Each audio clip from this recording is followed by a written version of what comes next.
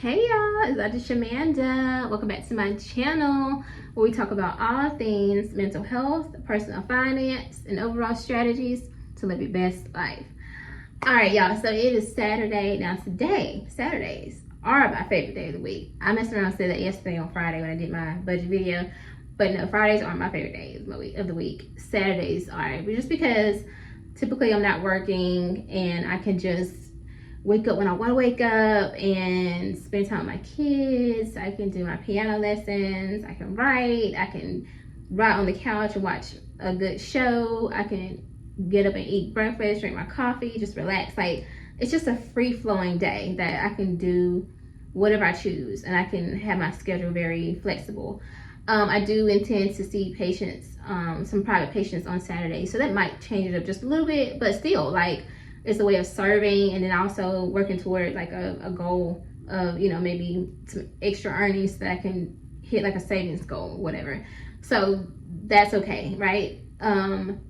It's really a reflection of what I want my everyday life to look like and feel like, just very free flowing, with some structure, with some things that, okay, I need to get these things done, but other than that, my day is my day, right? My time is my time. But anyway, that is not what this video is about. Y'all, I'm supposed to be going live with y'all right now. It is 3:11 p.m. on Saturday, June 14th, and I said I was gonna go live today to talk about reaching the halfway to monetization phase, essentially, or milestone. But I have been out all day with my daughter. This morning we went and ran some errands and things of that sort, so spent some time with her. And so I didn't want to rush this, I want to really enjoy it. But I did have another video planned to do today, which I'm going to share with you guys. Just a topic, just a thought that I had.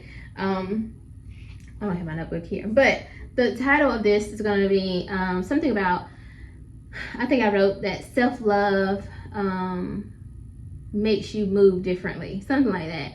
Because I thought about that earlier this week, and I thought how when you genuinely love yourself, you make different decisions. Like, and that's what I've realized so much in this past year.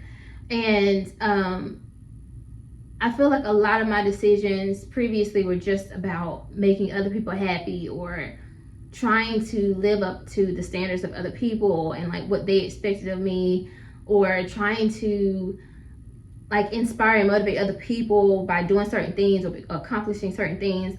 But I feel like the more I've fallen in love with myself and gotten to know myself and understood my own self-worth and my own value, I just move differently. And some of the decisions I've made and have been making recently are all about what makes me happy, what's gonna make me feel good and fulfilled. I am genuinely a person that likes and enjoys being alone, but I also know that like I'm meant to be partnered with someone, and I mean long-term, like husband, period, okay? Now, I don't have any mate or prospects at this time. However, I know that's coming, and so when I think about the future, my future self, and the one that deserves to be loved, I know that like part of that is about finances, right? I know that the woman that I want to be and the wife that I want to be is someone who is a helpmate to my husband. Like, I'm not a burden. I'm not a liability to him in any way. Not that I don't think that men are supposed to take care of women. I think you're supposed to take care of your wife, period. Like, it is what it is. But I also think that like we're partners in it, right? Not that I love the word husband and wife. I don't want to do partners. Like, that's not it. But we are in partnership in our marriage, right? If that makes sense. And if you can understand it and comprehend that in the way that I can understand it, right? If you can understand it. I think that like if I bring a certain financial assets to the table, our marriage, then it's not that I'm trying to make my husband's life easier and his role easier. It's just that like we both want a certain lifestyle, and so it's just I'm just adding value. I'm helping our dynamic in a sense, right? Like if we want to live on an estate, then if I'm financially stable and he's financially stable and we're coming together, like, oh yeah, we're gonna do this, and we can serve and give and live and travel and do all the things together, because I'm coming in already having established a financial foundation, if that makes sense. And then he is doing whatever he's doing, and I can support that. It also looks like when it comes to career, making certain decisions that maybe don't make sense on the outside, but for me it's like, well, I love myself and I want rest, I want work-life balance, I want more of a softer life. So I know that like me stepping down and no longer wanting to be in this management leadership track, you know, on the outside could be like, well, you have a doctorate, you should be the one that's overseeing certain things. Well, it's not my company, so I don't care. Like, you know what I'm saying? Like, I want to obviously work for an amazing company, organization that I believe in their vision and the mission and the purpose and the service, but I don't necessarily have to be the one that's calling the shots. I can be humble and be like, okay, what do you need me to do? You know what I mean? And I can actually operate in a space of service and not necessarily feel like because I have all this, you know, these credentials and this education experience that I have to be the one that's like the head person in charge. No, I'm not interested in that stuff no more. Like, so I will demote.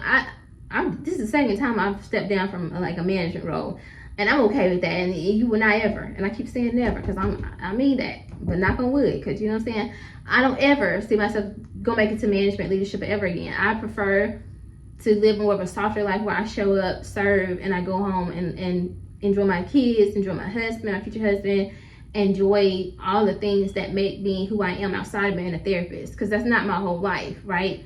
It also looks like doing well, obviously like saving and investing and making those sacrifices. I see so many people traveling right now. It's summertime. People are traveling. They're living their best lives. And I'm so happy for them. I really am. I genuinely am excited for them. I feel like these people deserve it. People work hard. People are out here like grinding. And if they want to travel and just enjoy their lives, please. Like, I am so grateful and so excited for them to do that. But I also know that it looks like for me that like I have to always stay in a space of knowing what season I'm in. This ain't the season for that for me. I know that. And I was thinking about this the other day. I'm the type of person that, baby, if I got a taste of like what freedom looks like on the level that I want, I ain't gonna be able to come back from it. So I already know that about myself. I realized that. Like, I'm the person that like, I can't go overseas somewhere and experience that and then come back and work a 9 to 5. I ain't gonna be able to do it, because I'm gonna be like, oh heck no, like, oh, this what this is out? Like, so this how y'all living over here? Oh yeah, I'm good. So I'm like, I don't even want to put that on myself. I don't want it. Let me wait until I hit my goal, which is coming very soon. You're talking about 24 months or less, right? For me, basically. Let me hit my goal, and then I'm gonna start doing that kind of stuff. That way, if I decide that I'm done with this life and I want to go live in a different country or something like that, then I get to choose to do that. I'm free, because I've already done that, and my life is work optional, right? I have the financial stability, the financial foundation to do that if I choose to. But I don't, what do you call it, like dip my toe into that life yet, because I just know me. Like, I just feel like once I get a taste of that, I ain't gonna want to do it. And I know your average person can do that very well. They do this stuff. They take months off and go and travel, or a couple weeks or whatever, a weekend, and go do this, and then they go back to it. But if you think about it, a lot of them are miserable when they come back, because they're like, oh, I gotta go back. I don't want that for myself. I want to be like, you know what, I want to extend mine for another month, and I got the finances to do that. That's just me though. I'm not speaking for nobody else. I just know me. So when it comes to self-love, I'm not going to torture myself in that way. I'm like, I'm good. Like a little weekend trip to the beach, yeah, we can do that. That's fine. But like some other major type stuff, I'm not doing that. Like, if I go to Dubai right now, which is something on my list, I might not be coming back. I'm just letting you know right now. So like, I just know, don't do it. Not yet. In like 24 months, yeah, because then you might just be seeing me. I'll be like, hey y'all, so guess what? Anyway, self-love looks like, what else does self-love look like? I think negotiating your worth when it comes to salaries and finances. That is something that I definitely have learned in the last 5 months, like taking on a new role. And like I told y'all, I don't mind sharing this, but I did take a pay cut, into this role. Not the role that I'm going into, but the role that I transitioned to earlier this year, that I'm currently in right now, essentially. I took a pay cut for a management title, and that's something, again, I'm going to say never, ever. gonna do again, because I bring too much value to the work that I do to ever take a pay cut. So if you can't, for a company or organization can't rise to meet me where I'm at, I ain't gonna be able to do it. My self-worth, my sense of self, and my self-concept is too big now to ever accept less. Again, I don't think, and I told y'all this in my last video, I don't think a company could ever pay me what I'm worth fully, because you can't. I think that will always have to come from like my own business or something like that, right? Like, you're not. But there are certain things that can help balance it out. Like, I'm at a good, like with what I have now, what I'm going into, it's good. It's a good situation.